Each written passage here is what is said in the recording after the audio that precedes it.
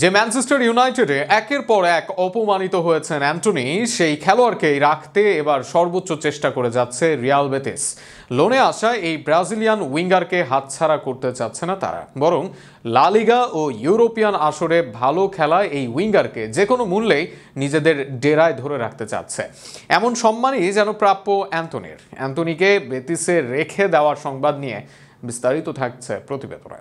Joaquin তো বলেই দিয়েছেন তাকে অপহরণ করে হলেও রিয়াল বেটিসে রাখতে হবে। এমনকি সেই অপহরণে যদি গাড়ির দরকার হয় তবে সেই গাড়ি নিজে ড্রাইভ করবেন বলে মত দিয়েছেন সাবেক এই বেটিস তারকা। তবুও যে কোনো মূল্যে অ্যান্টনিকে রাখতেই হবে রিয়াল বেটিসের দলে। সাবেক বেটিস লিজেন্ড জোয়াকুইনের মতো উক্তি সবার, রাখতেই হবে অ্যান্টনিও সান্তোসকে। অথচ যাকে রাখার জন্য এত কারাকারি 6 মাস আগে তাকে নিতেই চাইতো না কেউ। ম্যানচেস্টার ইউনাইটেডে একের পর এক বাজে পারফরমেন্সের জন্য সমালোচিত হচ্ছিলেন, তবে সেই সমালোচনা অধিকাংশ ক্ষেত্রে রূপ নেয় বিচ্ছিন্ন ট্রোলে। ইউনাইটেডের দলীয় অবস্থা বাজে হওয়া সত্ত্বেও দোষ দেওয়া হয় অ্যান্টনিকে, তাকে নিয়েই করা হয় সব কৌতুক। ফলে নিজেকে ফিরে পেতে লোনে ক্লাব ছাড়েন অ্যান্টনি, আর সেখানে যোগ দেন লা লিগার ক্লাব রিয়াল বেটিসে। এর মাঝে বেটিসের হয়ে 10 গোল অ্যাসিস্ট সম্পন্ন অ্যান্টনি সর্বশেষ ম্যাচে তার উইক ফুটে গোল পেয়েছেন কনফারেন্স লিগের ম্যাচে, যে গোলের কারণে ফ্লোরেন্তাও বিপক্ষে জয় পায় স্প্যানিশ ক্লাব বেটিস। সব আসর মিলিয়ে 19 ম্যাচে 10 গোল অ্যাসিস্ট, এছাড়া পাসিং ড্রিবলিংও বেশ দুর্দান্ত অ্যান্টনি। সাবেক মাদ্রিদ ডিফেন্ডার স্কোর সাথেও তার জুটিটাও জমেছে বেশ।